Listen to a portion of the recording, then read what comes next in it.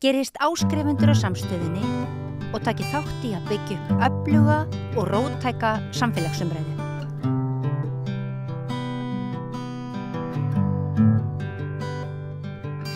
Já, við byrjuðum hérna í haust á viðtölum sem við köllum rauða þráðinn. Þá fáum við fólk svona úr vinstrinu, úr sósíalismanum til þess að koma hingað og ræða stöðu sósíalismans, stéttabaráttunnar, vinstrisins hjá okkur og kannski í okkar heimslunda.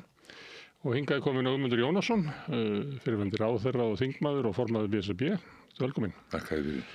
Sko, ég held að kalla það í háskóla rannsóknarspurningu, það sem að ég byrja alltaf hérna með að þegar nýfrjálshyggjan vinnur eða nær yfirtökum í samfélaginu, að þá einhvern veginn koðnar vinstrið niður tíma. Og við getum sagt að verði bara samfélagssáttmálinn verði sáttmálinn nýfrjálshyggjunar. Svo hrynur nýfrjálshyggjan 2008. Kemur í ljós að öll hennar loforð, þetta komið fram svolítið áður, að öll hennar loforð stóðust ekki og hún fellur. Að þá myndi maður ætla að sko sósíalisminn sem að nýfrjálshyggjan lagði nokkrum áratugum fyrr myndi rísa upp, en það verði ekki. Það frekar að við sjáum upprisu einhvers, kallað ysta-hægrið eða nýja hægrið, sumir vilja segja að þetta sé með fasíska taug og annað slíkt. En það eru þau öfl sem að raunverulega ráða stjórnmálaumræðunni á Vesturlöndum. Hvernig stendur á þessu hugmyndir? Já, þetta nú svolítið margar spurningar, stóra spurningar og það nokkur svona stikkorð í því sem þú sagðir sem er ágætt. Þú sagðir í bili og svo vísaður í frjálshyggjuna og sósíalismann og öldugangin í samfélaginu að það er ekkert endanlegt í þessum efnum og við erum ekkert að tala óskaplega langan tíma. Hitt er alveg rétt að frjálshyggjan og peningaöflin náðu yfirhöndinni. Það gerist á 10. áratugnum og þau eru enn í svona valdastöðu og það var annað sem þú nefndir líka, þú talaði sáttmála, að það er ágætt að minna sig á það að lýðræðis þjóðfélag, réttaríki líka, byggir á ákveðnu sáttmála. Hann byggir á því að við viðurkennum lögin, að við viðurkennum dómstólana, að við viðurkennum stofnanir samfélagsins. Og þessi viðurkenning, hún þarf að koma beggja vegna frá. Hún þarf að koma frá almenningi og hún þarf að koma frá stjórnvöldum. Og það sem er að gerast núna er að báðir þessir aðilar, eða beggja vegna línunar, úti í samfélaginu og í stjórnarráðum heimsins, að þá er þessi viðurkenningi ekki lengur fyrir hendi. Og það er hjá almenningi vantrúorðin á stofnanir samfélagsins, á þingin, jafnvel á dómstólana og stjórnvöldin náttúrulega er að sýna það í verki að þau virða þetta ekki heldur. Donald Trump, Bandaríkjaforseti, hann fyrir sínu fram allan heim núna. Hann yrðir ekki á Sameinuðu þjóðirnar. Jú, hann reyndar hélt ræðu þar daginn, en hann tekur ekkert mark á þeim. Hann blæs á Hæstarétt og dómstóla Bandaríkjanna, hann blæs á bandaríska þingið og hann kemst upp með þetta. Og þetta er einnig að gerast víða annar staðar og þetta finnst mér vera áhyggjuefni og þar kemur hinn fasíska taug sem að þú vísar til því að það eru svo margir sem eru tilbúnir að svona falla á hnén og tilbiðja þá sem fara svona fram og það er vissulega áhyggjuefni. En það er líka komið að verkefni fyrir félagshyggjuna og fyrir sósíalista að horfa inn í framtíðina. En höldum okkur við svona samfélagssáttmála, við gætum sagt að í okkar heimsluta, þetta er náttúrulega með, við erum að teikna mangir svona með breiðum penslum, þannig að einfaldanir í þessu öllum. Að á eftirstríðsárunum hafi verið samfélagssáttmáli sem byggði meðal annars á svona eignarhruni sem hafði verið í seinna stríði og andspyrnurhreyfingar sem voru sósíalískar eða anarkistikar í allstaðar.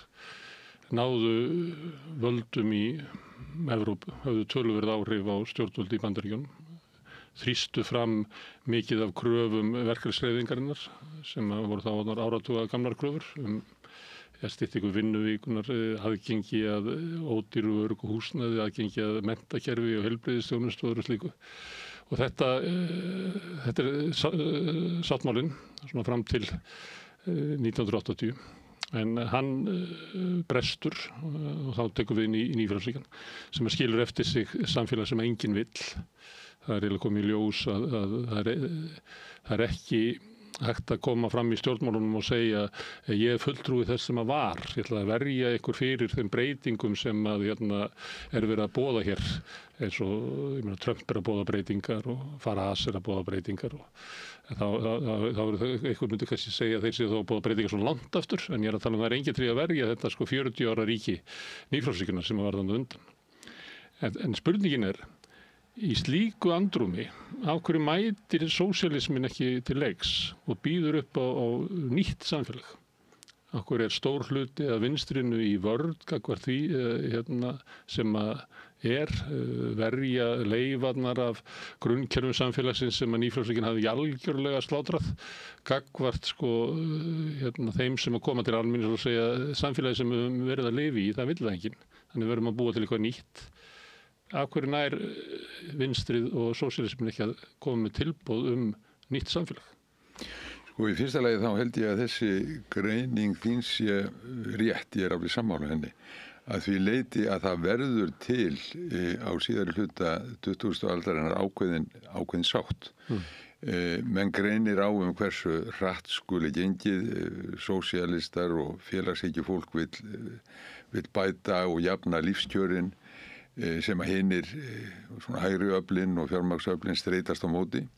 En í grunninn er samkomulag þennan grunn. Já, að flytja ákvarðanir frá lýðræðisvettvangnum yfir á markaðinn, að markaður færi okkur betra samfélag. Það er eiginlega... Já, svo gerist það. Það er samfélagssáttmáli nýfrjálshyggjunnar. Já, en já við að fram að þeim tíma, fram að 9. og 10. áratugnum. Hér.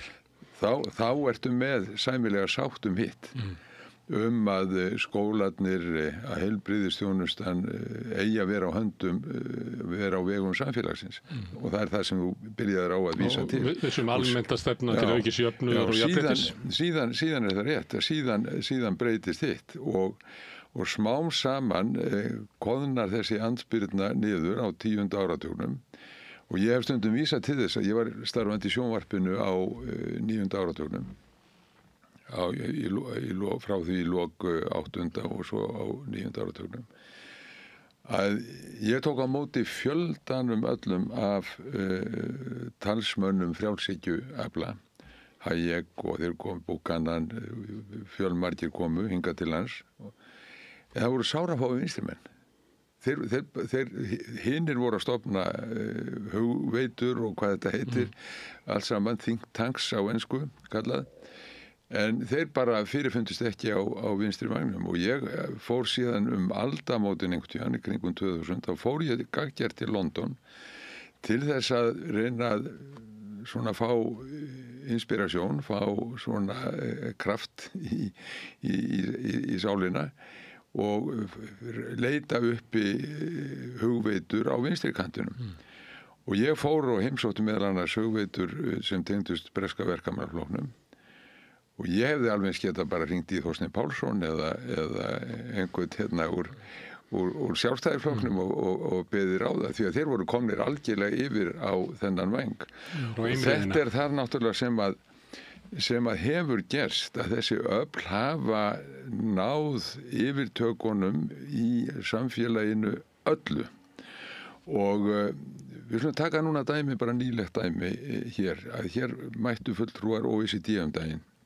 OECD er sett á laggirnar 1960 eða 61, tekur til starfa og byggir á gömlu Marshall-stofnuninni sem hafði umsjón með því að koma Marshall-hjálpinni í lag. En þetta er svona í grunninn umsjónarstofnun með kapitalismi. svona fyrst og fremst ráðin sem OECD gefur hvernig á að viðhalda þenslunni, hvernig á að svona haga sér sómasamlega á kapítalísku markaði. Þetta verkefni þessar stofnunar og hún kemur hingað til lands núna daginn og segir okkur að það sé mjög mikilvægt að halda hér áframhaldandi þenslu, það sé jafngildi uppbyggingu, við megum gjarna að fara að huga að vindmyllum og aukinni orkuframleiðslu.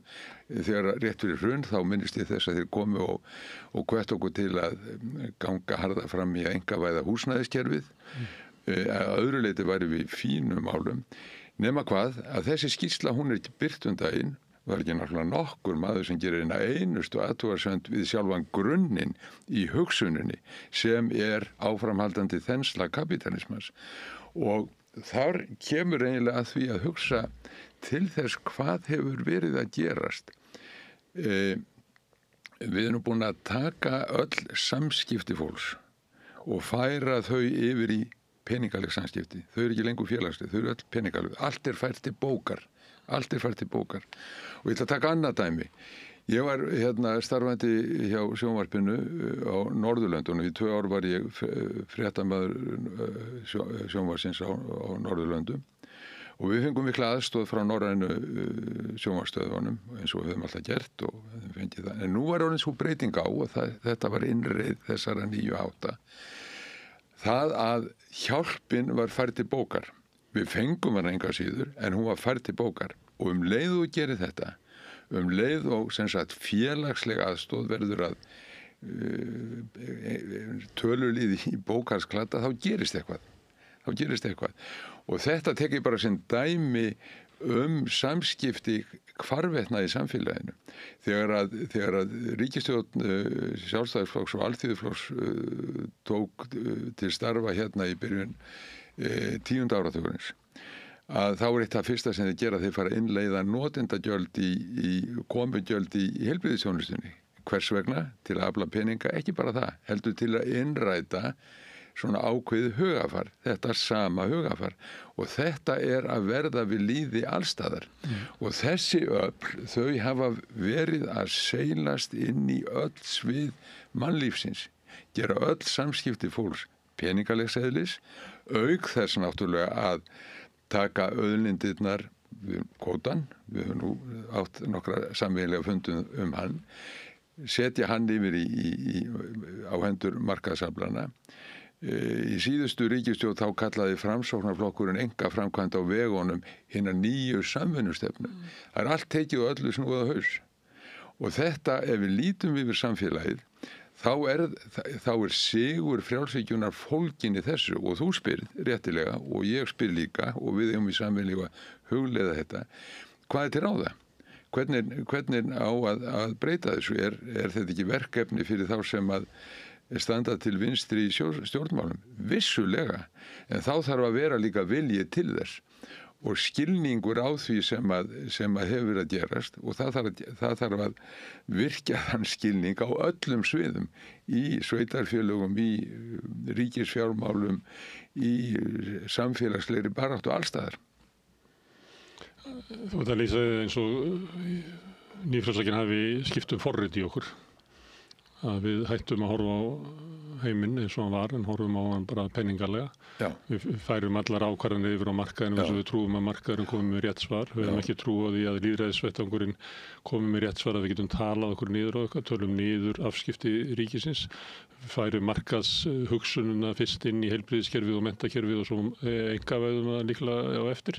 Því að þá skiptar ekki máli því að við erum hvað sem að reka skólan eins og fyrirtæki eða heilbrigðisstofnun eins og fyrirtæki. Það skiptir ekki máli hverja á það. Þetta svona, við getum séð þessa þróun í við getum ekki dæmi bara eins og félagsbústöðum sem áður var Reykjavíkurborg sem að tryggði þeim sem að stóðu allra verst í borginni húsnæði með ódýrri leigu. Síðan kemur krafan það að það gangi ekki, það sé verið að undirbjóða markaðinn og þess vegna verði að hækka félagsbústöða verði að taka mið af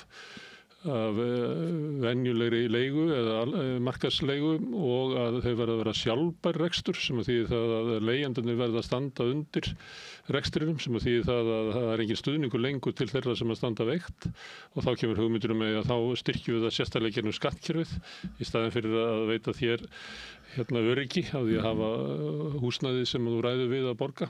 Að þá áttu að láta borga húsnæði sem ræður ekki við en átt síðan að fá svona húsnæðisbætur tilbaka sem að við vitum að stjórnvöld taka og ég held að það hafi ekki verið hækkaðar í verðbólgun í 4 ár áður en að leigjendasamtök voru stofnuð. Þá lá þetta bara á hrörnaði hægt og bítandi. Þannig það alls konar svona áhrif sem að verður og svo þegar þú þetta gagnrýna og segir að auðvitað á eiga sveitafélögum ber skylda til þess lögum að tryggja þeim sem að standa verst öruggt húsnæði. Það skylda þess lögum. Að þá sagt, kemur móti með eitthvað svona markaðsrök að raunverulega meigir það ekki. Því að þú ert að undirbjóða markaði. Nú viðskiptaráð alltaf að fara með þess að gegn stuðningi til á húsnæðismarkaðnum sem tengist bjargi og svona almennum húsnæðisfélögum líka og gott ef ekki stuðningi til ungra kaupenda segja það að þessi brot raunverulega á markaðnum. Svo allir vitið að á 20. öldinni þá eignaðist almenningur, kannski þriðjungur þeirra sem stóð efnahagslega verst í samfélagunum, eignaðist ekki húsnæði eða komst ekki í örugga leigu nema með opinberu stuðningi. Því að þetta fólk getur ekki búið við húsnæðisöryggi þar sem að húsnæðið sveiflast eftir markaðsverði og vextinni sveiflast eftir markaðsverði. Þannig það verður að búa til eitthvað kerfi sem að tryggir það. Þetta er bara ef við höfum sagt þetta við eitthvað 1950 þá er enginn átt í vandræðum með að skilja þetta. Núna 2025 að þá talað þessar aðgerðir sem eiginlega siðferðislegt brot gagnvart sáttmála samfélagsins að það sé markaðurinn sem eigi að færa okkur allar lausnir. Þótt að 2008, þess að segir að það var allum ljóst að svo gerðist ekki og svo myndi aldrei gerast. Þó svo að kannski stjórnum þá haldið áfram að reka stefnum, þá held ég að öllum eftir 2008 hafi verið ljóst að loforð ífrælsinguna gengur ekki eftir, samt heldur þetta áfram.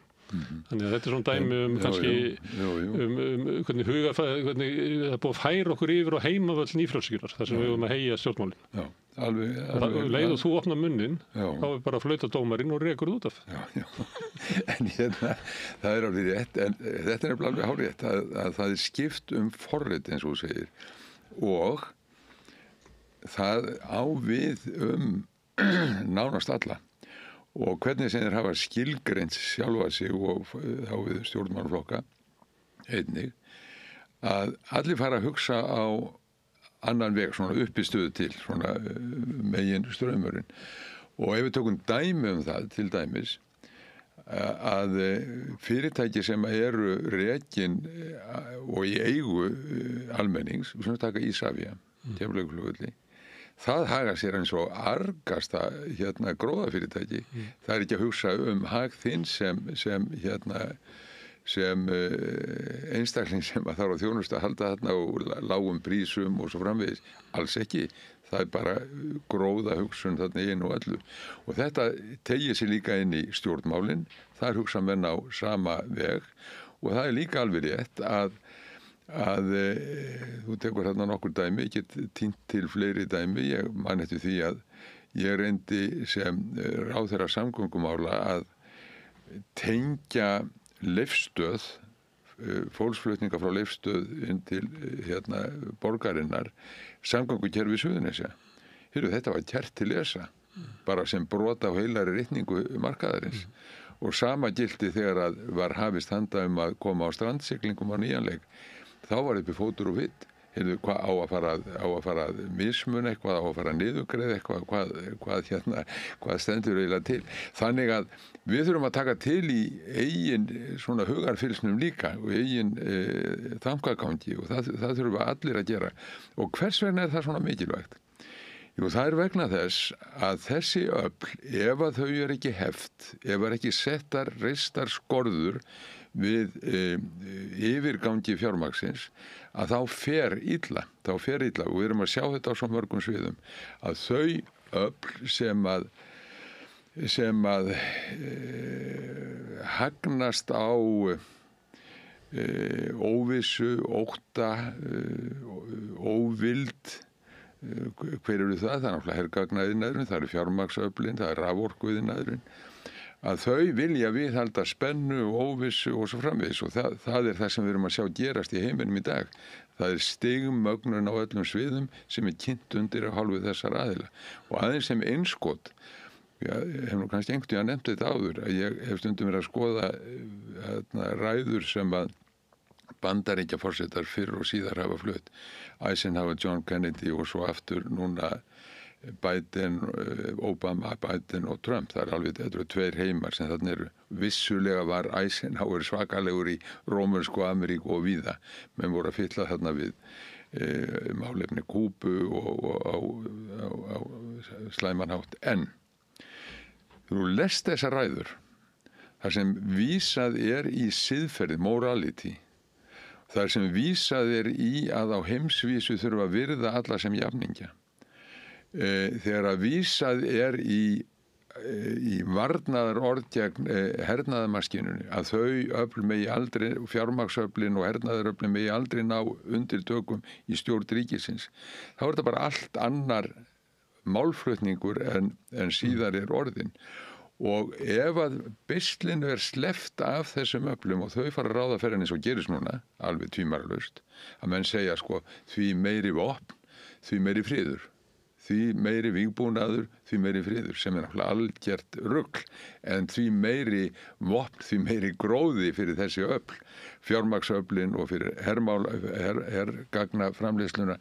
Hann skrifaði mjög góða greinu þetta Snorri Ásmundsson, myndlistarmaður í Morgunblaðið núna fyrir nokkru 10. október held ég að verið. Ég var að lesa hann í morgun aftur. Þessa grein mjög góð. Það sem hann fer yfir þetta og orðar þetta frábærlega vel þykir mér. Og það sem við þurfum að gera... Hervæðingu hugafarsins. Hervæðingu hugafarsins, já. Og það er þetta að ef að við ekki hemjum þessi öfl, þá eyðileggja þau heiminn. Annarkvort sprengja þau hann í loftu eða að þau eyðileggja náttúruna. Það er það sem er að gerast. Brjóta niður samfélögin. Og það er enn eitt sem að þeim hefur tekist að gera. Að þau hefa búið til hennan græna kapitalisma. Að þegar þau verða þess áskynja, þessu öfl og fulltrúar þeirra, að nú sé heimurinn hræddur við að hann sé að ganga og langt í brennslu jarðefna og svo framvegis og nú þurfum við að hemja þetta.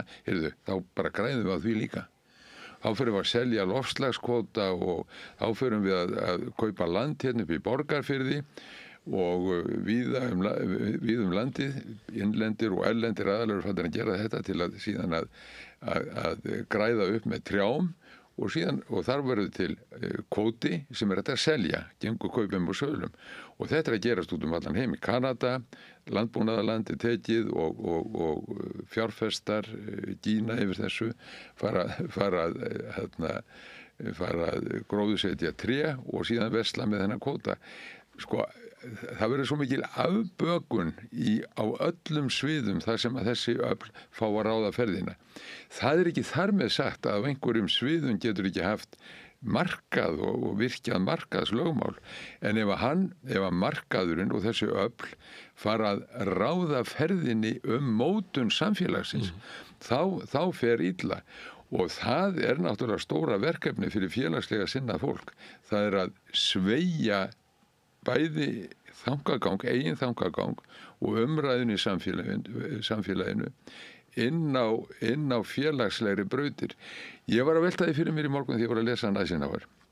Þetta er ræður sem hann flutti þegar hann verður forseti 1953 og sérstaklega ræða sem hann flytur 3 mánuðum eftir hann verður forseti hjá bandaríska blaðamannafélaginu í Washington, fræg ræða, og svo aftur ræða sem hann flytur þegar hann lætur af embætti 1961 og John Kennedy tekur við. Þá var ég veltaði fyrir mér, hvers vegna segir hann þetta? Er það vegna þess að hann trúir því, vegna þess að hann er að tala inn í samfélag sem að vill heyra svona? Er það hann sem er að reyna að hafa áhrif í þessa veru? Hvað er það? Og ég held að þetta sé einhver blanda af þessu öllu.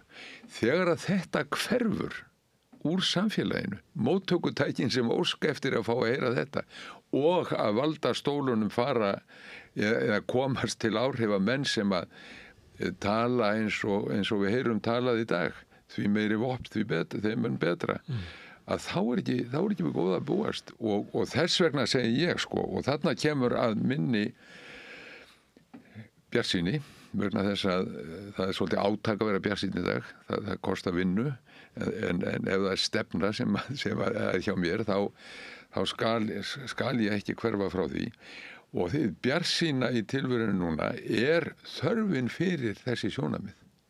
Hún er orðin svo yfirþyrmandi og við þurfum bara öll, hvar sem við erum stödd í samfélaginu, við þurfum að taka höndum saman að efla þessi viðhorf og efla þessa umræðu. Þetta er svona palestínst viðhorf. Ofbeldir orðið svo gegndarlust að frelsi hlýtur að vera að koma.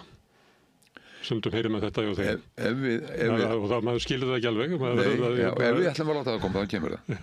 En það er nefnilega það sem að við reddum nú. Andstæðingurinn getur ekki gengið lengra. Við hljótum að finna viðspyrnu. En ef þú færir svona nokkur ára aftur í tíman, að þá fer hann ansi langt, sko. Þú hefur ekki getað að sé að ríkisstjórn Trump er yfir. Nei, alls ekki. Þú nefndir hervæðingu hugafassis. Hvernig ráðamenn í Evrópu tala í dag, ég held að bara fyrir svona 2 árum hefur verið óhugsandi, algjörlega óhugsandi. Þetta fólk hefur verið bara fjarlægt vegna þess að það væri litið á þessi sturlað fólk. Sko, hugsaðu það að þegar að forseti leiðtogaráðs Evrópu sambandsins segir fyrir rúmu ári síðan, 2 árum, það þarf að koma evróskum efnahag í stríðsham. Í stríðsham. Og hlustaðu bara á okkar eigin, forsvarsmenn okkar eigin ríkisstjórnar sem að eru sko bara þau ganga lengst fram í þessu rugli. Og Þorgerður Katrín eftir fund varnarmálaráðherra, hún satt sem varnarmálaráðherra, talaði að Evrópa yrði að bara stórauka útgjöld til hernaðar. Já, og núna eru þau takað upp þessar... Hún er að skamma Spán. Þetta er þannig, þetta er í því samhengi. Það er að skamma Spán fyrir að hlýða ekki. Já, og nú er það að þau öll sem að vilja auka óttan og spennuna, þau fagna þessum drónasendingum náttúrulega yfir flugvöllunum í Danmörku og Noregi og víðar og eru algerlega gagnrýnislaus. Það er engin maður sem spyr. Í ríkisútvarpinu spyr enginn það hvort það geti verið að þetta sé komið annars staðar frá en frá Rússlandi sem ég persónulega tel að sé. Eða hvort að viðbröðun sé ekki aðeins of mikil. Já, en þetta því að viðbrögð í það sem þú ert í stríðsástandi, það sem hættur á stigmögnun, þá eru viðbröðun þín skipta sko máli. Ef þú lætur allt eftir þér í viðbröðum, þá ertu náttúrulega bara að stíga skrefi áttina að allsherjarstríði. En út af það gengur þetta. Það er að skapa ótta og byggja síðan á óttanum að fá meiri fleiri vopn og meiri peninga í vopn. Ég hef hlustað á fulltrúa Sjálfstæðisflokksins fyrirverandi utanríkisráðherra Þórdísi Kolbrúnu Gylfadóttur Reykfjörð og það sem að hún í öngum sínum bara féll á kné og óskaði eftir meira fjárframlagi til vopnakaupa í Úkraínu, annars væri voðinn vís. Og Þorgerður Katrín utanríkisráðherra, hún talaði þessa veru og Kristrún Frostadóttir líka. Þau tala öll svona. Það eru búin að samþykkja það ráðherrarnir að verja stórkostlugum hluta af landsframleiðslu Íslands til hernaðarlegra uppbyggingar sem líklega þannig að mannvirkjasjóður NATO verður að blessa það sem við eyðum 1,5% af landsframleiðslu í, sem eru svona 4,5% af ríkisútgjöldum. Já, og svo eru þau búin að þau eru að fallast á sífellt fleiri þætti sem að aðlögun að Evrópusambandinu krefst, eins og síðast í sumar núna á sviði utanríkismála, að við ætlum að fylgja stefnu Evrópusambandsins utanríkismálum í veigum miklum efnum, til dæmis hvað varðar efnahagsþvinganir. Og það eru efnahagsþvinganir á Rússland, en ekki bara Rússland. við erum með efnahagsþvinganir, tökum þátt í efnahagsþvingunum gerum það á Sýrland, Venezuela til dæmis, og hugsaði hvernig menn að fara fram gagnvart þeirri þjóð og hamra síðan á því að þetta sé svo fátækt mikil og miklir erfiðleikar auðvitað. Heimurinn allur með þessar þjóðir og þessar þjóð í skrúfstykki og Bandaríkjamenn eru farnir núna að hóta aftökum innan og blessa aftökur í Venezuela, að hóta innrás í landið og segja að forsetinn þar hugnist þeim ekki og málsmetandi menn segja leyniþjónustunni að drepa hann. Já, ég meina Trump var að því í gær. Veistu það, þetta farið að hafa þau áhrif á mig að stundum... Þetta missað bjartsýnina? Nei, alls ekki. Ég alls ekki að missa hana. En ég að reyna að venja mig af því að vera of stóreistur, því að mér hætti stundum til þess, vegna þess að mér finnst ástandið vera svo alvarlegt, minnst það svo svakalegt, að það þurfi hófstilltari orð og við þurfum að höfða til hófstillingar og yfirvegunar. En þá kemur að þessu við erum að tala um hægri og vinstri, skiptir hægri og vinstri kannski einhver máli? Já, það er nefnilega að spyrja því að við förum svolítið yfir svona, erum að tala um samfélagssáttmála og þá erum við að tala um svona svolítið kannski meira hægfljótandi áhrif á menningu okkar og hugarfar og slíkt, og þú tekur dæmi af Eisenhower sem hægri maður á 7. áratugnum og við getum tekið dæmi af kristilegum demokratum í Evrópu á 7. áratugnum sem að í dag í litrófi stjórnmálanna væru líklega bara ansi vinstramegin í pólitíkinni og sama með að þeir sem eru yst til hægri eða bara hægra megin í stjórnmálanum núna myndu bara ekki falla inn í stjórnmál eftirstríðsárna. Þeir eru eiginlega taldir vera hálfbilaði menn sem að væru eiginlega að tala eiginlega gegn samfélaginu, að brjóta niður alla grunnstóði samfélagsins sem við erum að byggja til þess að það getur orðið þjóðarheimili fyrir alla og þannig að það eitthvað sem hreyfir svona upp og niður og svo ertu kannski komin á nýfrjálshyggjuárin þar sem voru með vinstri menn sem eru bara miklu hægrisinnaðri heldur en hægri menninir voru 1950 og 1960 þó að séu svo stæmi en þá segi ég nú þá eru þeir hættir að vera vinstri menn sko. Já, það er þannig að pólitík sem að dinglar inn í einhverju svona öldugangi hugafarsis og því að þú hefur tekið þátt í pólitík og ert hættur því þeirri pólitík að vera til stofnanapólitíkinni að þá það spurningin sko í baráttunni að þú gætir háð baráttuna inn í þessum flokkum sem að eru kannski bara korktappar sem að fljóta á einhverju öldugangi en hvað hefur þá áhrif á öldugangin ef að við horfum á það eins og listamaðurinn Snorri og ég fæ stundum fólk til þess að andmæla hernaðaríkjunni en því miður það bara mjög fáir sem að gera það, langflestir eiginlega gangast inn á þetta sé bara eiginlega skylda okkar að herfaðast og sama á við þú þekkir það að vera umræðu með efnahagsmál og svona, það er flókið að vera með umræðu af því að umræðan fer alltaf fram á heimavelli nýfrjálshyggjunnar þú þarft til að byrja á því að færa umræðuna yfir á nýjan vettvang til þess að geta hafið samtalið og það hefur bara stundum ekki bara tíma til þess þannig þá spurningin eigum við að einbetta okkur að starfi innan þessara flokka sem eru þessi korktappar sem að ferðast eftir breytingu hugafarsins eða og með hvaða tækjum gætum við þá reynt að hafa áhrif á öldunar? Ég held að það sé ekkert einhlít svar við því. Sumir menn bara velja sér sinn vettvang, sumir gera það innan stjórnmálaflokka eða stofnana, aðrir utan þeirra. Ég var utan þeirra lengi, ég var í verkalýðshreyfingunni og geng síðan inn í pólitíska stofnun, svo hætti ég að starfa þar og fer bara út á Akurinn og hugsa sem svo, ég fer að tala við alla, ég fer að halda fundi og opna umræðufundi, ég fer í Rotary klúbba og Kiwanis klúbba sem ég hef gert og reyna að fara að hafa áhrif á umræðuna með þeim hætti og það það sem ég valið mér. Ég fór Ég hef farið inn á fundi eiginlega alveg óháð því hverjir það eru. Ég fór inn á fundi miðflokksins, marga fundi miðflokksins að ræða orkuna okkar á sínum tíma 2019 held ég að verið og fann þar samherja þar.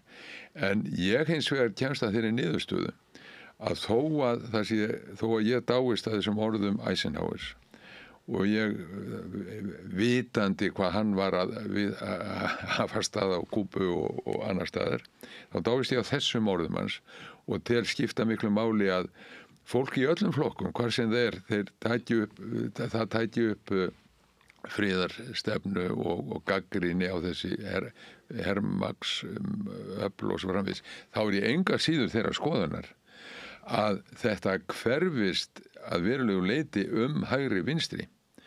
Vinstrið bara orðið agnarsmátt núna, en ég hef trú á því að það muni fara að rísa. Í Bretlandi þá Corbyn að koma af stað með nýjan flokk og í Noregi einhverjar hræringar líka og víðar.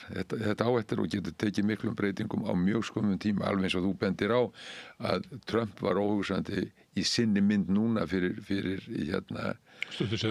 stuttu síðan. Þannig að það er margt sem getur gerst. Þannig að hver og einn svona velur sér sinn vettvang. Ég hef valið með þann vettvang að standa utan þessara pólitísku stofnana en fer þangað sem að það er eftirspurn eftir því að tala. En ég var komin að því að segja að það er munur á hægri og vinstri.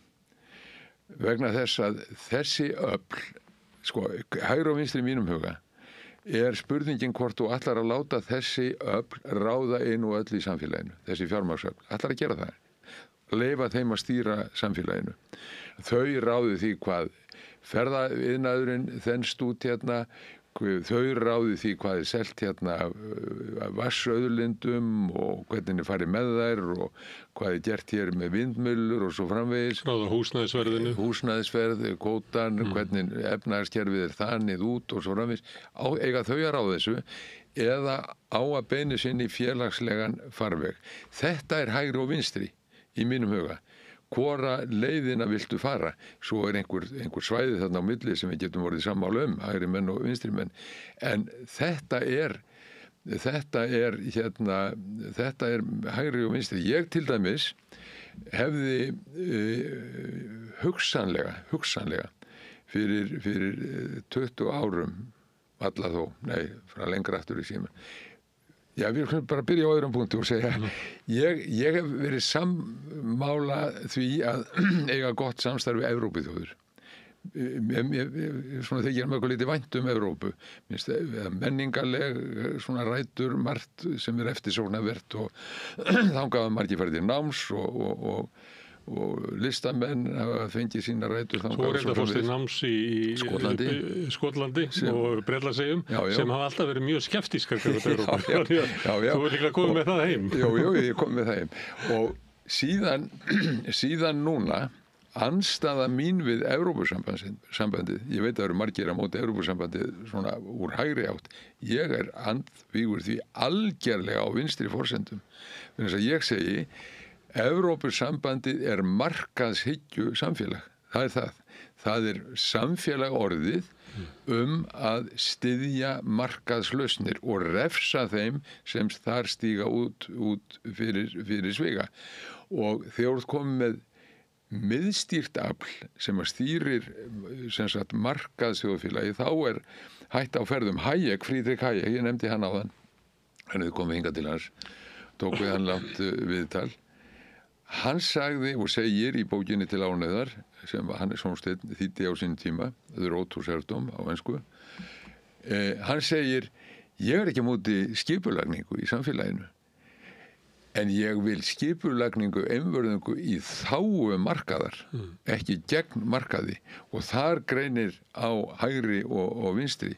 Þannig að í þágu markaðar þýðir í þágu fjármagnsins og auðvaldsins. Nákvæmlega. Og þetta er sama, og svo við tökum fjármagnsaflið þarna sem er að rústa samfélögum út allt, peningavæða alla hluti. Eins er með hergagnæðan. Þar er það þessi fjármála og markaðsöfl sem að fitna þar. og þannig að í mínum huga þessi slagur hægri vinstri, hann annars vegar félagslega lausnir, félagslega sjónarmið eða gróðaöflin, þetta bara valið. Man gæti sagt að þetta væri þá að stilla sig upp sem svona fullveldisbaráttu, fullveldi almennings gagnvart auðveldinu. Og þú ert á móti Evrópusambandinu vegna þess að Evrópusambandið megni að þeim lögum sem þar eru sett, að það til þess að tryggja markaðsvæðingu og tryggja hag markaðarins. Þá geti eitthvað sagt við þig. En Ögmundur, mér finnst hryggilegt að segja þér það, en auðvaldið við náðum miklu meiri völdum hér, þannig að meira að segja ef við myndum hleypa Evrópusambandinu inn, þá eru þeir með svona 1 og 1 dót sem á að venda almenninga hvert auðvaldinu, sem við höfum ekki. Þannig að við erum ekki, þú ert ekki betur settur án Evrópusambandsins. Viltu nefna það kannski? Nei, vegna þess að ég held þetta sé bara bölvuð vitleysa. Vegna þess að við höfum ekkert síður, til dæmis í félagslegum efnum, en höfumst á þessi verkalýðshreyfingunni margir hverjir, að við höfum náð svo miklu gegn réttindum launafólks í gegnum tilskipanir á evrópska efnahagssvæðisins. Alþýðusambandið var með að stefnu að Ísland gengi í Evrópsambandið. Já, þetta bara algjör, voruð þið með það? Já, þetta ásköndi, ég held að það verið svona 2008-2009 líka. En sko, við höfum, til og með fæðingarólafið, við vorum langt á undan þeim í því, og það svo margt í veikindarétti og á mörgum sviðum sem við höfum staðið framar. Ég hef aldrei sagt að allt væri slæmt innan Evrópusambandsins, við höfum ekki gert að ég sjá ekki hvítan blett á Evrópusambandinu, ég geri það í ýmsum efnum, en það sem hefur gerst og sérstaklega frá miðjum 10. áratugnum að markaðshyggjan hefur náð yfirhöndinni, og jafnvel þegar þið farið út í það að berjast gegn umhverfisvá eða í sem sagt þá umhverfisins, þá það á forsendum markaðarins líka. Og ég setti mig mjög vel inn í þetta, gerði það á vegum BSRB á sínum tíma og síðar hef ég gert það líka, að fylgjast með því hvernig þessi markaðshyggja hefur verið í reynd og refsingarnar sem hafa komið þegar ríki sem hafa alltaf að hverfa frá einkavæddri heilbrigðisþjónustu, einkavæðingu á innviðum samfélagsins, hver örlögin eru þar. Það það markaðshyggjan sem hefur yfirbyrðina. Ríkin láti borga fyrirtækjum skaðabætur fyrir að hafa ekki fengið að koma inn í heilbrigðiskerfið. Já. Þetta svona eins og minnir maður svolítið á þrælahaldi þegar þið voru að afnema þrælahaldi í Bretlandi og á reyndar í Hollandi líka, að það voru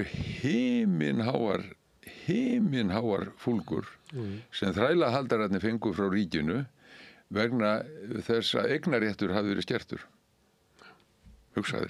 Sama gerir því í Brasilíu. Þú nefndir Hannes Holmstein, hann tekur það átt sem dæmi hafi verið til fyrirmyndar að borga þrælaöldrunum skaðabætur. Já, í Brasilíu þá hafi verið að höggva niður skóginn, það hafi verið talað Brasilíu sem lungu heimsins, en þar sem það borgar sig að höggva niður skóginn, þá það gert, en þar sem að borgar sig að græða trén, Kanada og upp í Borgarfirði hérna, þá það gert. Bara allt, peningarnir ráða öllu.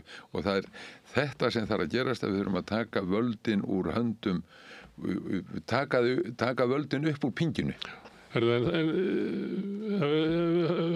með þessa mynd ölduganginn og svo hérna hægri og vinstri að berjast á stjórnmálasviðinu sem þá stjórnmálaflokkarnir en síðan hérna það sem að ræður ölduganginum eru alls konar hlutir. Það getur bara verið bara list og menning og bara kúltúr í samfélaginu. Það kúltúr í samfélaginu hvernig við komum fram við þá sem að standa veikt. Það kúltúr í samfélaginu hvort að við teljum að vera bara skynsamlegt að kaupa vopn til þess að drepa fólk. Þetta er svona djúpstæðar kúltúrspurningar sem að einhvern veginn getur komið eitthvað þrótt í okkur eða þá að þetta sé alltaf til staðar og það bara sé ráðist af einhverjum tíðaranda hvort sjónarmiðið sé að ofan. Að það er ekki þannig að allir breytist. Þú nefndir hann eins og Eisenhower, af hverju var hann að tala svona? Eitt svari getur verið að segja bara hann var bara að tala inn í sinn samtíma en hann var ekkert endilega fullviss um þetta. Nei, að hluta til hefur hann örugglega verið að gera það og það er einn maður sem oft kemur upp í huga minn sem að var málsvari þessa, George Kennan sem var síðan sendiherra í Moskvu, held ég, farið rétt með. Hann var ráðgefandi og svona áhrifamaður í bandarískri utanríkispólitík lengi vel. ekki alltaf hlustað á hann en svona uppistöðu til, og hann sagði Vesturlönd og Bandaríkin sérstaklega, við eigum að berjast, við eigum að sýna yfirborðið okkar í menningu og hvað var það frelsi, við eigum að sýna það í verki á þennan hátt, ekki með vopnum eða vígbúnaði. Nota bene, þessi með bæði hann og Eisenhower náttúrulega, þeir voru málsvarar öflugs stríðskerfi, sko, þeir vildu hafa það, þeir vildu hafa það þó þeir gerðu þetta, en þeir hugsaðu svona. Og þetta var kúltúrun 1990 þegar að Sovjetríkin að leiðast í sundur. Kúltúrin, meira að segja Thatcher, sá stríðshaukur og hérna, hvað hétu þeir, Baker og Genscher og allir sem að fallast að þetta, heyrðu, nú komið tími til úr Sovjetríkin að vara burt með vopnin. Færum vopnin frá svona hættusvæðum. Heyrðu, nei, það er núna þvert á móti, fjölgum vopnum, færuðum nærkvort orðu, segjum upp afvopnunarsáttmálum. Keyruðu inn á átakasvæðin. Og þetta er kúltúrin, og núna bara spyr ég er búin að gera það áður við þetta borð, og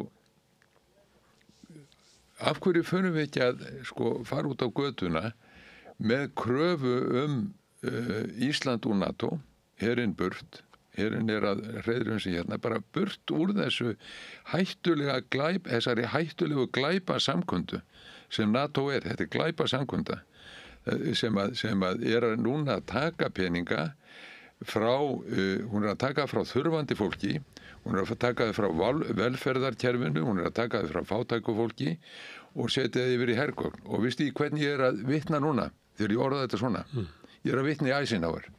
Ég að vitna í ræðu sem hann flutti í apríl í Washington, D.C. 1953. Búin að vera forseti þá í 3 mánuði. Hann talaði svona. Hann sagði, við skulum minnast þess að ein árásarflugvél, hún þýðir 30 stórar skólabyggingar.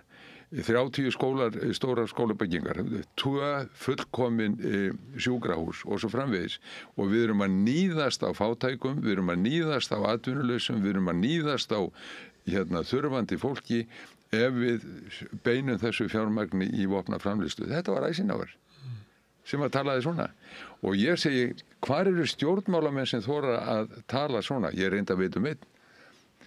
Hann heitir Abdul Öcalan og er náttúrulega í fangelsi og búin að vera þar í aldarfjórðung á Imraleyju í Tyrklandi. Hann er leiðtogi Kúrda og hann hvetur til þess að menn leggja niður vopn og segir, nú er komin tími til að beita svona skynseminni. Og ég ætla ekki að vera einn af þeim sem segir, þú fyrst, svo ég. Ég skal vera fyrst og við skulum vera fyrst. En við ætlumst til þess að aðrir geri slíkt því sama, og hvar er umheimurinn, hvar er hann sem að réttur okkur hjálparhönd, og hann skimar og ég geri það líka, svo hjálparhönd kemur hvergi fram ennþá. Nei, en Eisenhower var hershöfðingi og það má segja að þetta sem hann er að leggja til sé til þess að tryggja öryggi, að það er öruggara samfélag sem er með gott skólakerfi og góð jöfnunartæki. Þar er minni valdaójafvægi og þar er minni glæpir, minni vantrú á stjórnvöldum og fleira sem að náttúrulega að eyðileggja okkar samfélag eftir nýfrjálshyggjuna. Þau eru að brotnað innan af vantrausti almennings á öll grunnkerfi og stofnanir samfélagsins. Og það sem að fólk horfir á það og vill raunverulega bara eitthvað annað. Ég vil þetta ekki, bara eitthvað annað. Og ég kýst hann sem hefur mestan háan. Þannig að þeir hefðu kannski betur farið eftir Eisenhower í Bandaríkjunum. Ég held það. Ég held að þessu leyti. Og svona töluðu menn. Eysteinn Jónsson, ef menn lesa ræðu Eysteins Jónssonar á Þingvöllum 1944, það er svolítið merkilegt. Þar talar hann mjög í þessa veru. Mjög þessi hugsun að við eigum að fylgja því sem er réttlæti og beita okkur á alþjóðavísu í anda réttlætis, þá munum við best tryggja okkar öryggi, og þetta held ég sé rétt. Og þetta eigum við að fara að gera.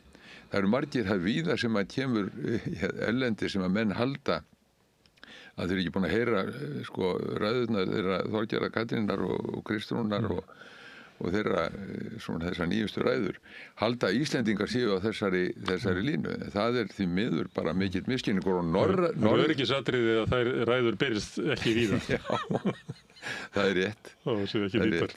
Já. Það er varandi hérna nýfrjálshyggju hugarfarsins, við erum aðeins múin að tala um herrvæðingu hugarfarsins, þá kemur það upp svona álitamál í nútímanum. Við getum tekið leikskólamálin sem dæmi. Af því að þar koma saman ágreiningur sem við getum talað sem svona fall velferðaríkisins, hugmyndurinn velferðaríkið. Hugmyndurinn velferðaríkið var það að það væri tilflutningur á fjármunum svona á milli kynslóða. Að fólk sem væri komið svona á miðjan aldur og væri á hápunkti síns ferils og með hæstu launin, búin að greiða niður mikið af húsnæðisskuldunum, búin að börni farin að heiman og framfærslubyrðin minni, að það fólk borgaði með einhverjum hætti hærri skatta, annarkvort hærri tekjuskatta eða það veru eignaskattar til þess að fá peninga inn í ríkissjóð og þannig nú er ég að tala bara sko heildina, ég er ekki að tala sko skatta og fjármagn og slíkt. Og þeir eru fluttir þá til þeirra sem áþurfa að halda, sem þá fólk sem farið út af vinnumarkaði eins og hinn eldri eða þeir sem eru öryrkjar, líka til barnafjölskyldnanna sem að hafa mikla framfærslubyrði, eru á jaðri vinnumarkaðins og ekki komið með þau laun sem við munum kannski hafa seinna á ævinni, eru á jaðri húsnæðismarkaðarins, kannski að borga háa leigu eða eru að borga mikið af húsnæðislánum og annað slíkt. Og það er svona tilflutningur á milli. Já. Sko staðan í leikskólamálinu er eitthvað svona dæmi að þetta er að bresta þegar að gengur ekki lengur að við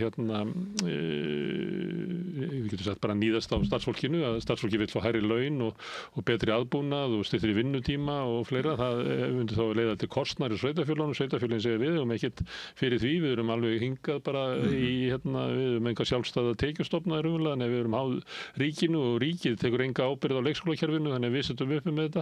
Þannig við erum að breyta þessu og við rukkum þá bara fólkið sem kemur. Það er margir sem koma hingað með börnin sem geta bara borgað. En þetta er algjörlega þvert á hugmyndina velferðaríkið. Já, vegna þess að það gerum við þetta í gegnum skattana og eins og þú ert að nefna, tilfærslan hún á sér stað þar. En ég hef stundum leikskólarnir hafa sluppu aldrei almennilega þar inn, sko, að ég meina heilbrigðiskerfið og skólakerfið fór inn og svo verið að draga það út aftur með komugjöldum og alls konar inn í og skráningagjöldum og öðru slíku, að verið að draga það aftur út á innan úr velferðaríkinu en þessi umræða núna leikskólana, ég sé eiginlega engan stíga fram og verja eiginlega gömlu hugmyndina velferðaríki og tilflutning á fjármögnum til þess að létta undir með barnafjölskyldunum sem eru að ala upp börnin okkar. Sko, mér heyrist þú vera að gera það reyndar núna með þessari ræðu og ég tek undir það að við viljum hafa þetta í gegnum skattakerfið, en ég velti því fyrir mér í framhaldinu og í tengslum við þetta. Hvernig stendur á því að það var margt sem að fátækara samfélag gat réð við fyrr á tíðin segist ekki gera núna? Hvað er það sem hefur gerst? Getur verið að rekstur samfélagsins sé orðin dýrari, og þá er ég ekki að horfa til þess að það eru komið betri lyf til sögunnar og betri úrræður framvís, er það einhvern annan hátt? Já. Það er það að í tengslum við þessa markaðsvæðingu alla, þá hefur þessi rekstur orðið sífellt þyngri og erfiðari. Hugsaði það að þeir eru búin að taka núna, ríkið er búin að taka á undanförnum árum nánast allt húsnæði utan af sér og selja það. Og svo ég var sáumstæður gerð grein fyrir leigusamningum fram í tíman næstu 30 ár, leikti 30 ára, milljarðatugir.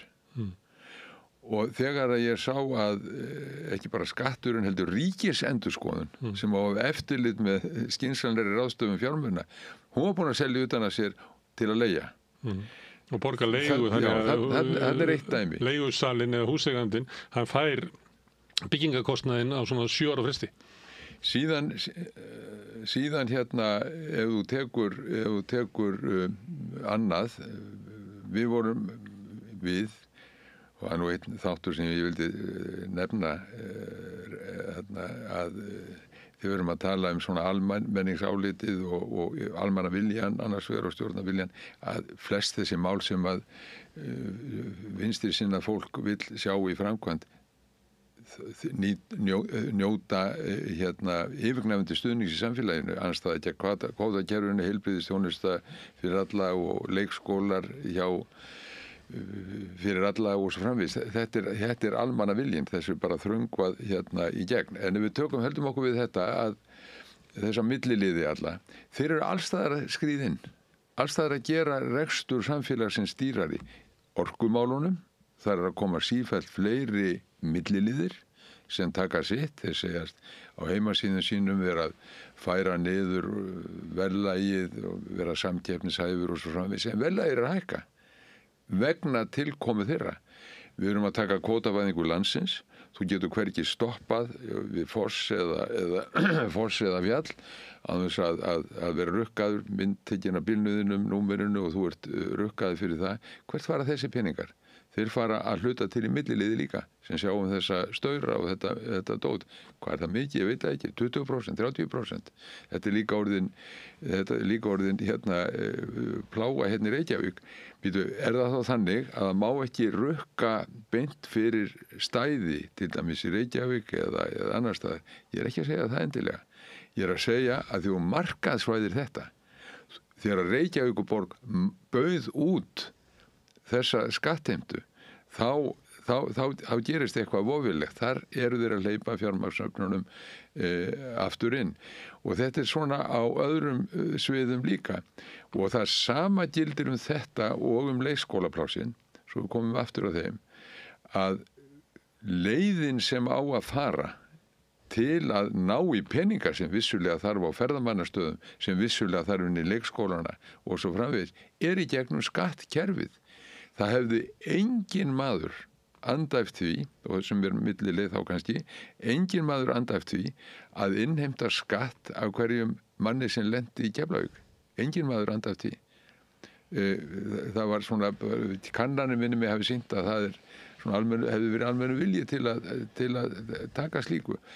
Og ég held að almennt séð þá vilji menn fjármagna heilbrigðiskerfi gegnum almenna skatta. Ég meina kannanir sem BSRB stóð fyrir á sínum tíma, það sýndu þetta berlega.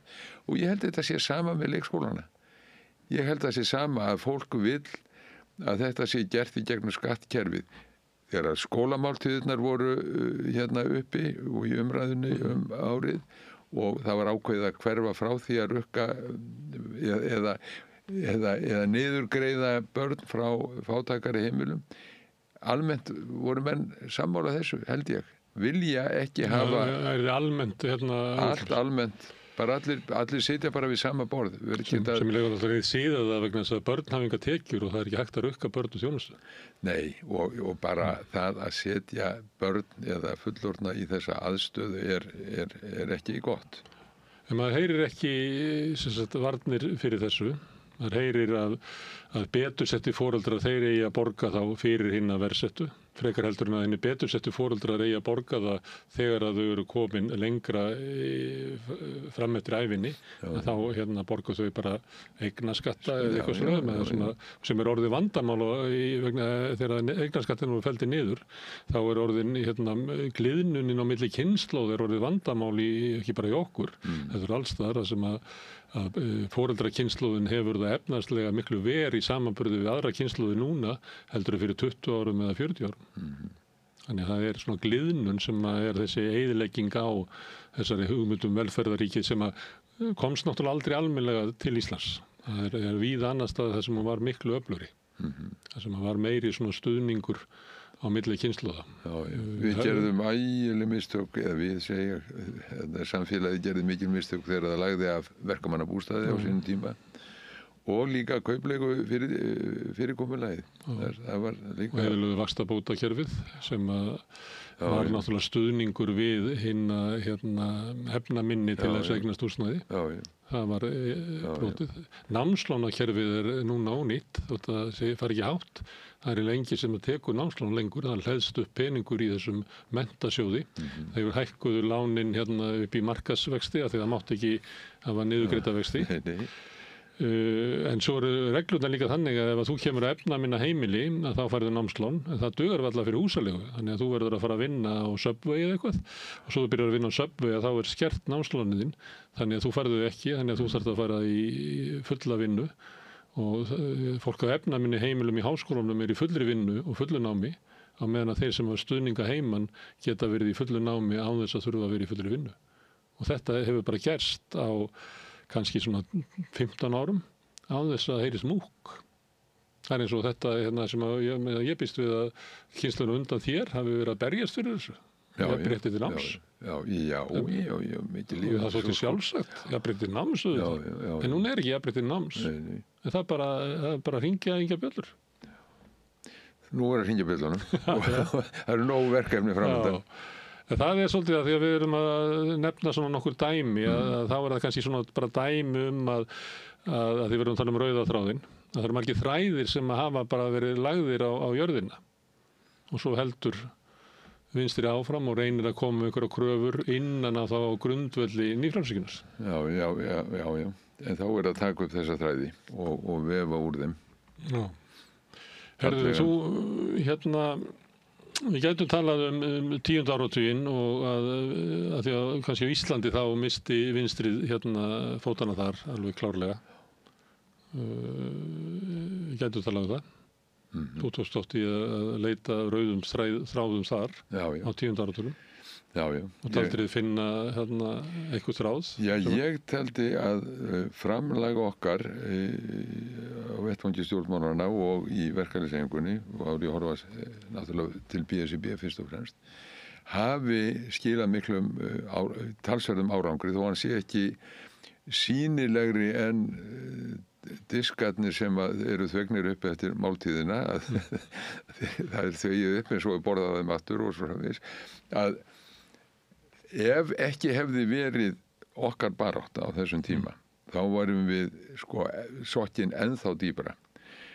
Ég man eftir því að þegar að GATT-samningarnir fóru í gang á seinni hluta 10. áratugarins þá var það BSIB sem vakti athygli á því og það voru samningar sem var byrjað að undirgangast markaðsvæðingu grunnþátta í samfélaginu og ef við hefðum samþykkt á einkavæða bókasöfnin og svo framvegis þá var ekki allt snúið á skaðabóta og við stöðvum þetta við komum í veg fyrir þetta og þetta var hlutur sem ég tók upp í þinginu og VFG tók upp í þinginu allur þingflokkurinn. Þarna eitt dæmi. Við vorum að slást innan evrópsku og alþjóðlegu verkalýðshreyfingarinnar gegn markaðsvæðingu vatnsins, rafmagnsins og framvegis. Við til dæmis í BSIB komum við veg fyrir að vatnsveiturnar væri algjörlega markaðsvæddar hérna á 10. áratugnum. Algjörlega. Við komum við veg fyrir það með samkomulagi og sem breytti lagafrumvarpi sem að þá lá fyrir þinginu. Þannig að það er svona á ýmsum sviðum sem að við höfðum áhrif við sem vorum meðvituð hvert kapitalið ætlaði sér og hvert það var að fara og okkur tókst að reisa skorður á ýmsum sviðum. Síðan finnst mér þess að varnir hafa brostið og nú að taka aftur úr við ekki bara við að reisa varnarmúra heldur reyna að sveigja samfélagsþróunina inn á aðrar og félagslegri og uppbyggjulegri brautir. Nú kemur önnur rannsóknarspurning. Þú segir að ef við myndum spyrja almenninga þá er það meira og minna sammála sósíalískum vinstri hugmyndum gjaldfrjálst opinbert heilbrigðiskerfi skólakerfi húsnæðiskerfi það sem að veri almenningur nyti ávaxtana í lágu verði og öruggu húsnæði en það var ekki bara einhver ógnargróði verktaka og við getum kvótakerfið og fleira fríðarstefna í utanríkismálum. Hins vegar ef við förum inn á þing og í forystu stjórnmála aflana þá allt annars konar viðhorf. Já. Og þá það spurning, og þetta náttúrulega, að við byrjum að tala svolítið hervæðingu hugarfarsins í Evrópu, að það augljóst þar að sko, stjórnmálastéttin þar á einhverju annarri línu en megin þorri almennings vill. Þótt að sé að knýja í skoðanakönnunum eitthvað, þú veist, óttastu Pútín eða eitthvað, þá getur þú kannski fengið 60% eitthvað staðar. En hvernig stendur á þessum mun á milli forystu í stjórnmálum og almanna vilja? Það vegna þess að stjórnmálafórustan spillt, þannig að þegar hún kemst til valda þá snýr hún sér að hinum raunverulegu völdum sem eru fjármagnið og þjónar þeim, að hún finnur til sín að hún komin með einhver svona áhrif og samsamar sig við þá sem að hafa völd fyrir og klofnar frá almenningi. Hvernig stendur á því að Alþingi sem að almenningur kýs, það sára sjálfda sem að það rennur í gegn einhverju lagabreitingar sem að styrkja stöðu almennings, ef að við tækjum kannski þína mynd af þetta væri svona fullveldis barátta almennings gagnvart auðvaldinu. Við sjáum eins og mörg dæmi þess að kröfur auðvaldsins renna þar í gegn bara eins og ekkert sé með yngri fyrirstöðu. Hvernig stendur á því? Þetta eitthvað mannlegt að þegar að fólk kemst til valda og áhrifa þá samsamar sig með þeim sem að hafa líka völd og áhrif og gleymir umboðinu, eða við í samfélagi það sem ekki virt umboðið, þannig að ég kosin fyrir hönd almennings en svo auðvitað ger ég bara það sem að mér dettur í hug. Hvað veldur þessu? Ég held að sé margþætt og kannski ekki hægt að alhæfa það, en ég held að stjórnmálin sé að sumuleyti eins og tískan, að hún grípur sig og fer sem eldur í sinu allt. Einu sinni voru allir með túpirað hár og svo voru strákar með buxum. Og svo framvegis, nema að þessi tíska sem við erum að tala stjórnmálatískan, hún inni í stofnanaveldi heimsins og svo smitar út frá henni út í samfélagið, og það að vera faglegur að skilja hvernig stofnanaveldið hugsar, og menn fara síðan á fundi til Evrópska efnahagssvæðið, og menn horfa til Evrópusambandsins og menn horfa til OECD og alþjóða gjaldeyrisjóðsins og svo framvegis, og þar allir að þessari línu, þessari markaðshyggju línu. Svo koma menn heim af fundunum og hafa skilið allt og koma skilaboðunum áfram inn í kerfið, og kerfið verður einsleitt í hugsun, og þetta að vera faglegur. Það að gera það sem allir hinir að gera. Allir aðrir að gera þetta. Já, bara, en allir eru kostnir til þess að breyta. Það krafa almennings og hefur verið langa tíma. Það þetta, sérðu, sem að hættan sem að við stöndum frammi fyrir, og við hófum okkar spjall á. Við hófum okkar spjall á að tala sáttmála. Við hófum okkar spjall á að tala að lýðræðið og réttaríkið byggir á samkomulagi. Og ef að aðilar, altså almenningur annars vegar og stjórnvöldin hins vegar hætta að virða þetta samkomulag, þá hætta á ferðum. Og nú það að gerast að almenningur sem búin að kjósa stjórnmálamenn til að svona fara fram með það sem þeir lofuðu í kosningum og standa aldrei við neitt, að missa trú á þessi hefðbundnu stjórnmál. Að missa trún á það.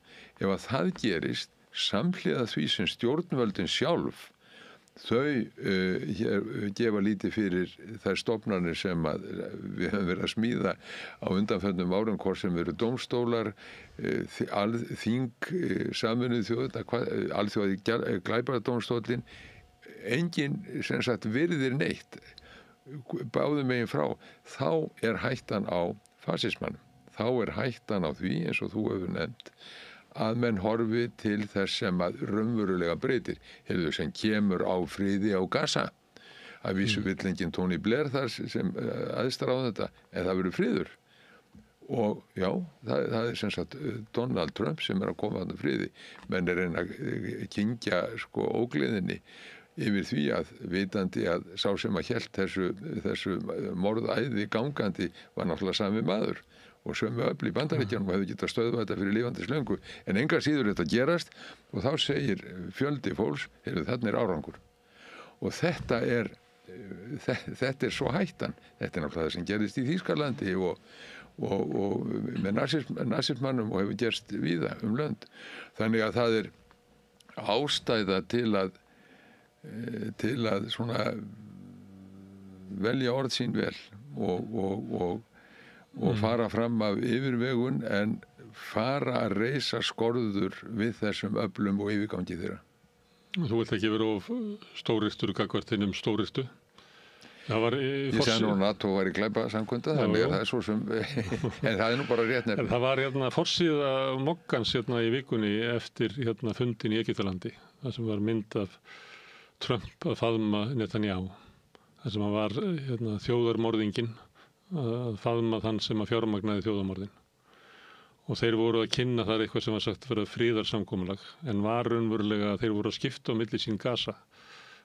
Trump ætlaði að gera þarna stórkostlegan business og Netanyahu fekk allar sínar kröfur framfylgdar. Og ég velti fyrir mér, hefði verið þessi mynd, segjum til dæmis að samkomulagi Hitlers og Stalins, það sem er skipta á milli sín Póllandi, hefði það verið kallað friðarsamningur?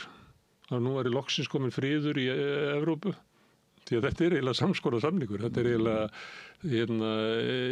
þeir sem að ráðast að minnimáttar og rekja þá af landinu og myrða það og fremja þjóðarmorð voru að skipta góssinu. Og það er kallað friðarsamningur. Og síðan er þessi fundur í Egyptalandi og svo sér maður út allan heim verið að reyna að selja okkur það að þessi samningur sé friðarsamningur. Já, og Trump sé friðarhöfningi. Og hvers vegna fekk hann ekki friðarverðlauninu þessi mikli friðarfrömuður. Það var nefnt á þingi. Já, nefnt á þingi, alþingi og ný titlaður Nóbelshafi friðar segir að hún sé hans maður og hann segir þetta sé frábær kona sem hefur talað fyrir uppreisn og ofbeldi í sínu heimalandi. Nei, þetta er öfugsnúið. Það var eitt sem hann nefndi líka þarna á forsíðu moggans held ég hafi verið. Nei, einhvers staðar í fjölmiðlum kom það fram að hann vildi líka að hann yrði sýknaður eða veitt upp náðaður Netanyahu vegna spillingamála sem að það eru uppi. Og hugsaði það í Brasilíu, taka 2 dæmi, í Brasilíu þar er kveðinn upp dómur yfir fyrrverandi forseta fyrir að hafa ætlað að myrða eftirmann sinn og fleiri aðila. Bandaríkjamenn segja, heyrðu við kennum ekki svona, þetta er ofbeldi, við hleypum ekki þessum dómar inn í Bandaríkin og þar við situr og svo hitt náttúrulega dæmi sem að er allt og sjaldan skoðað. Hvað er að gerast í Úkraínu? Hvað er að gerast með auðlindirna þar? Hver er að sælast eftir auðlindum? Getur verið að Rússarnir sé að horfa á auðlindir í Donbass og austurhluta Úkraínu? Getur verið að vesturveldin sé að sælast eftir þeim sömu auðlindum? Og báðir og fjármálaöflin eru þegar farin að éta upp allt land í þessari kornkistu Evrópu sem hún stundum að kalla Úkraínu var stundum kallað. Ég fór að skoða að stofnunin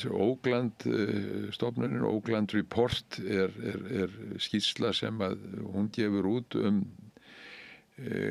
hvað er að gerast, svona hvernig fjármagnið er að læsa klónum í eignir í stríðshrjáðum löndum. Þeir voru að skoða samkomulag sem að Trump stóð fyrir í Rúanda, milli Rúanda og Kongó og komst að þeirri niðurstöðu að það snýrist líka auðlindir í Kongó. Sko, þetta eru bara erindrekar fjármagnsaflana og við eigum bara að segja okkur frá þessu fólki. Og það er þess vegna sem ég tala um NATO sem glæpasamtök, vegna þess að þau draga taum þessar aðila og eru að greiða götu þeirra og við erum þar bara eins og klappstýrur.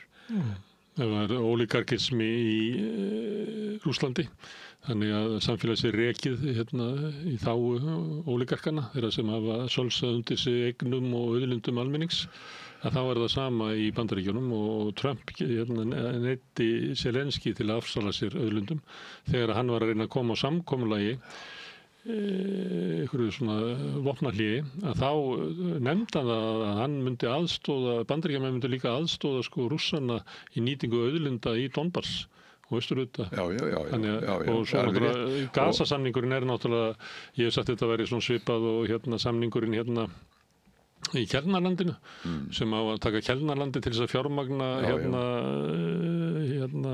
borgarlínu, að þá að taka Gaza af Palestínumönnum og fjármagna uppbyggingu þar og svo fá þeir eitthvað svona, kannski fá að vaska upp eða eitthvað. Þannig að við erum komin í eitthvað svona ólíkarkískan heim, þar sem er bara verið að tefla og hrifsa til sín eigur á einhverju sko stórkostlega, kannski hefur alltaf verið svona, en þetta er svo grímulust núna. Og þá er kannski að því að kapitalismin breytir andlit og eðli. Á millistríðsárunum að þá var hann öðruvísi, þá reyndi hann að setja upp hið blíða andlit. Í nýfrjálsríkjunni þá var hann sigurvegarinn sem að braut niður grunnkerfi samfélagsins og svelti þau og fleira til þess að auka sín eigin völd. Það er núna 50 ár frá því að Íslendingar unnu í landhelgisstríðið. Núna síðan mistu við landhelgina í hendurnar á örfáum auðhringjum og ég sé ekki marga kvarta við því. Þannig að núna erum við komin í Bandaríkjunum til dæmis og þá erum við komin í svona eins og nýja tegund af kapitalisma og það sem er alltaf sko nota ríkisvaldið til að aukast, þannig að Trump notar ríkisvaldið til hótana, hann notar ríkisvaldið til hótana ef að þú fjallar ekki rétt hann í fjölmjölum að þá ætlar hann að taka þig styrk, ef þú ert að rannsaka eitthvað sem hann kærir sig ekki þá tekur hann styrkinu frá háskólanum, hann notar þetta, hann setur refsitolla á Spán af því að Spán vill ekki verja peningum í hernað sem umverulega peningar sem hefur farið til Bandaríkjanna að kaupa vopn til þess að styrkja bandarískan hergagnaðinað. Þannig að það er verið að ríkur komnir inn í ríkisvaldið og nota það bara fölskolaust til þess að auka sinna eigin auð. Þannig að þetta er orðið. Sko þetta minnir á fund sem var haldinn í Berlín á 10. áratug 19. aldar, 94 og 5 held ég, yfir áramótin, þar sem voru að skipta Afríku. Nýlenduveldin voru að skipta Afríku. Og þetta er bara nákvæmlega sama núna. Þetta er bara nýlendu stefna 21. aldarinnar, þar sem þeir eru að skipta með sér hergósinu. Og við, almenningur, látum þetta viðgangast. Við látum þetta viðgangast. Íslendingar eru að taka þátt í þessu ósiðlega athæfi með því að styðja þetta framferði og við eigum að hætta þessu, við eigum að segja okkur frá þessu og ég vona að sú krafa fari að óma og endur óma. Það komið tími til. Almenningur rís upp. Hérlendis stundum er það tilfinning sem að fólk fær að þetta er svo stórt að hvaða máli skipti hvað við gerum, hvaða máli skipti hvað ég geri. Þú kannast við þessar mótbæri. Já, skiptir öllu máli. Því stærra sem málið er, því meira skiptir máli að þú gerir eitthvað. Já. Herðu, Ögmundur Jónasson, takk fyrir að koma að leita að rauðafræðinum. Alltaf gamla á þig. Takk fyrir. En við höldum áfram að reyna að skilja þennan heim við rauðaborðið. Næsti kafli er eftir augnablik. Ég heiti Þórhildur Þorleifsdóttir. Á Samstöðinni er fjörug, opin, skemmtileg og gagnrýnin umræða allt milli himins og jarðar. Samstöðin á erindi inn á öll heimili. Ódýr og öflugur miðill 40.000 manns sjá eða heyra þætti samstöðvarinnar í hverri viku. Ef þú vilt auglýsa, sendu póst á samstöðin@samstöðin.is.